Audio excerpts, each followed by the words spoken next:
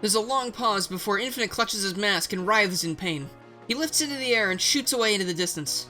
The custom hero outstretches a hand after him and then looks down. I know. You have to go find him.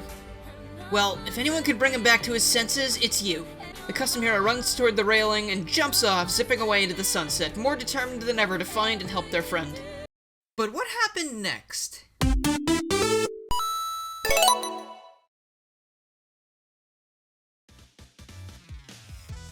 Oh boy, we're writing a fanfiction today, y'all! After the crazy good reception from the last video, thank you all so much by the way, I've decided to revisit this topic sooner than I intended.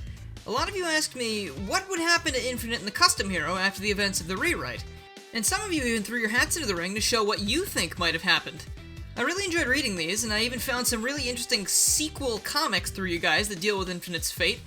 But today I'm here to tell you guys about the ideas that I've been coming up with passively as I've been doing other things, like making review videos and driving, you know, things that don't really require much attention. So the other thing people have asked me to do lately is come up with my own unique and original Sonic story since they've been enjoying the rewrites, and along with this, I have one other idea for that so far, but I am still interested in doing rewrites, so after this I'll probably be tackling Generations, but rest assured, I'll be doing a much bigger project than this in the future.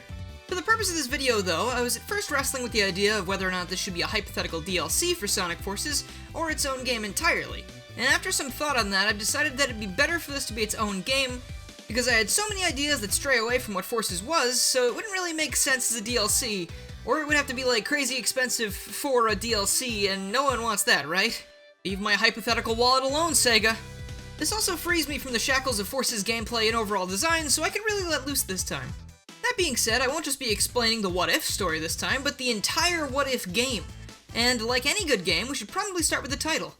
This game is both a spin-off and a sequel to Sonic Forces that stars the Avatar as the sole playable character. For that reason, I propose we call this game Avatar Adventure Aftermath. Shoutouts to Sniper Gabe, YT, and Alpha from my Discord for helping me out with the extreme writer's block when it came to figuring that title out.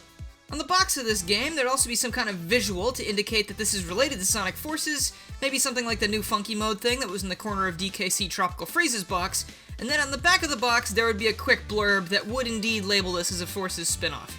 Real quick before we go any further, I just wanted to let you guys know that this is going to be a 3-part series, this part dealing entirely with the gameplay of the game, and then the next 2 parts dealing with all the story, because this is a very long script, and I don't want to make a video that's like over an hour and a half. That would be abysmal. I don't know if it'll be that long, but it's gonna be long. But anyway, I want to get into how this game works first, because I don't think that'll take nearly as long as the plot, but rest assured, we'll get to that.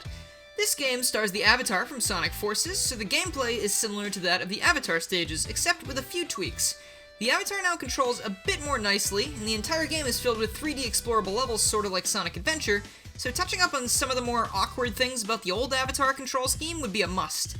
The grappling hook / tether move returns, as does the stomp, wire attack, and the Wispawn. This time though, the Wispawn will function a bit more like Whisper's Wispawn from the IDW comics. Before stages start, you'll be able to load in 3 different Wisps, which you can switch to during the stage. You'll only have access to Burst, Lightning, and Cube when you begin, but you'll unlock more as you build up enough rings to pay for them. Your Wispawn also doesn't have this ability immediately, but you learn about its potential to be upgraded after the first few levels. These upgrades are able to happen thanks to the game's main collectible, the Prototype Shards. These shards are the remnants of the Prototype Phantom Rubies that Dr. Eggman and Infinite mentioned in Sonic Forces. All the prototypes were destroyed, but they didn't bother cleaning up after themselves, so there are some slightly powerful little shiny things hanging around various locations. Sometimes they're even found by people and might be gifted to your character after performing certain extra missions for them, but most of the time you'll be finding them hidden within the stages you play. Speaking of these extra missions, they can be acquired by talking to NPCs in the game's hub worlds. Throughout the game, multiple regions will be visited, each with their own set of levels for the custom hero to travel through. Think Sonic Unleashed, except with a little more variety in the levels found in each place. I decided it'd be fun to pull an idea from the Dragon Ball Xenoverse series for these hubs, and every NPC you meet is actually another player's created character from this game. Of course, you'd have to connect to the internet at least once to get all these other characters to appear, otherwise they could just be randomly generated by the game or something. You can talk to these other characters for quick tips about the levels that could contain hints, general dialogue about what's going on in the world, and the aforementioned side missions.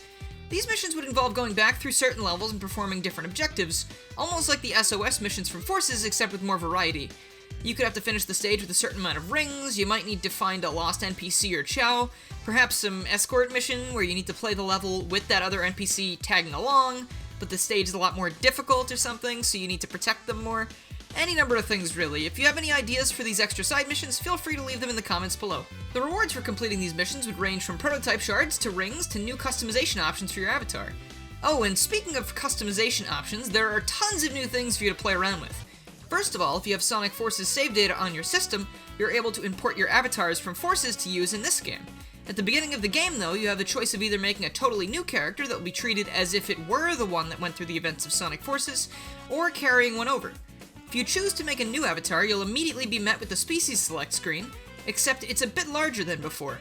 In addition to the previous 7 options, you now have access to Fox, Bat, Echidna, Crocodile, Chameleon, Badger, and Armadillo as well, each coming with a brand new ability for you to use. Foxes attract enemies to them, so they don't just stand still and fire at you, thus making it easier to take out groups of them. Bats have a small chance to receive items like extra rings or in very rare cases prototype shards when defeating enemies. Echidnas can glide for a short period of time, sort of like a nerfed Knuckles from Sonic Adventure. Crocodiles have a secondary attack similar to Vector's Slam attack from Sonic Heroes. Chameleons can turn invisible for a brief period of time to sneak by enemies and avoid damage from certain obstacles. Badgers can dig in any areas with natural terrain to find goodies with similar search results to the bat, and armadillos are able to reflect certain projectiles when jumping because of their protective shells. There's also a smaller chance that this will occur when they're not jumping as well. Jumping ahead a little bit, after completing the game, you unlock yet another species to play with, that being Metal. Once you select Metal, you're able to select another species to base that Metal character off of, and the Metal character not only gains the ability of that species, but also the Metal-specific ability of never running out of Wispon energy. This means you can spam your Flame Wispon special and soar through the entire stage if you want. You've already cleared the game, so why not have some fun, right? Beating the game also enables a New Game Plus mode, which means you can use the Metal characters for an entire playthrough if you want. This also gives you access to all of the other things that unlock during the story mode, which we'll get to in just a minute. The game also comes with all of Sonic Force's customization options already unlocked for you, and adds in the weird DLC outfits if you've already got them downloaded from Sonic Forces. There are also new feature customization options that include eyes, mouths, ears, etc. that actually look more like what Sonic characters look like, so you could probably get a lot closer to the real thing instead of making more abominations like this. So now you might be sitting there wondering to yourself, what's the point of all these new things if you just take your main character from Forces? Well, I'm glad you asked, because again, taking an idea from another game, this time Dragon Quest IX Sentinels of the Starry Skies, which I played approximately 20 minutes of, you're able to create another custom character whenever you want. And then once you've passed a certain event in the story, and after the main custom hero has finished a stage or boss, you're able to take that character through the same levels, except this time you're able to use that other character's abilities to perhaps find some new stuff, and explore other pathways you didn't get a chance to see the first time. But not only that, as the story progresses further, you also unlock the ability to take multiple characters into the stage at the same time. Up to 3 characters can be used and swapped between Sonic Heroes style. The benefit to this is that obviously you would be able to use the other species-specific abilities, but also if you haven't quite gotten around to upgrading your Wispon all the way, this allows 2 different Wispon abilities in addition to the main characters. And if you have 3 characters with fully upgraded Wispons, well, that nets you the ability to play any stage or boss with all 9 Wispon abilities. Combine that with the Metal characters and wow, you're gonna be having some serious fun, but you're gonna have to earn it, like all good rewards. Just like with switching to another custom character for the levels, you do need to include your main custom hero in these teams the first time you play a level or boss, as they will be the one that's involved in the cutscenes if there are any. Think Pokemon Mystery Dungeon. You usually can't go on expeditions without your main character until the post-game, except in this case, it isn't as strict as that. Actually, well, a better example would be the ability to play as Shadow in Forces. Sonic needs to play the levels first, and then you can switch to Shadow, which made a lot of sense. Briefly mentioned before, the levels themselves would feel more like the open and explorable levels of Sonic Adventure or Sonic 06, as opposed to the very quick and linear hallways we got in Forces. There would be 25 prototype shards to collect in each stage, and there would be numerous reasons to return to each, whether it be trying to get your best time, finding more collectibles, or completing the side missions. I think around 25 levels would cut it since they're longer than the stages from Forces, and there are bosses thrown into the mix as well. That means that you'd come into contact with 5 stages per hub, meaning 5 hub worlds to explore. And don't forget, in between each level, you're able to go back to the hub worlds and do just about whatever you want before you get to the next stage. Even though it has a few less levels, it would definitely end up being longer than Forces because of all the stuff you're doing. Before you reach Hub 1, you'd play a stage that takes place in the city aesthetic of Sonic Forces, taking place directly after the Avatar leaves the Resistance. Hub World 1 would have a beach theme. Hub World 2 would be a mountainous region, kinda like Red Mountain from Sonic Adventure. Hub 3 would be a carnival town. Hub 4 would be a tree-heavy area, but you'd be up in the trees and not on the forest floor. And Hub 5 would be inspired by Null Space, for reasons that will be explained later. Now, since there are 25 levels, I'm not going to go over every single level because that would take way too much time, we still have other things to do. Last couple things now. In addition to adding more slots to your Wispon, you're also able to grab the extra little bonus benefits that you would get from the alternate versions of each Wispon and Forces. Basically, you're able to completely customize your weapon with whatever abilities and stuff you want. For the main upgrades, you need a certain amount of rings and prototype shards, and to make sure you have enough of those, you can get an infinite amount of them in the game by doing side missions. And there are also around 25 in each stage, so that'll keep you searching. Now, these stages are big, but if you go straight for the goal, they'll be as long or a tad longer than your average Sonic Adventure level.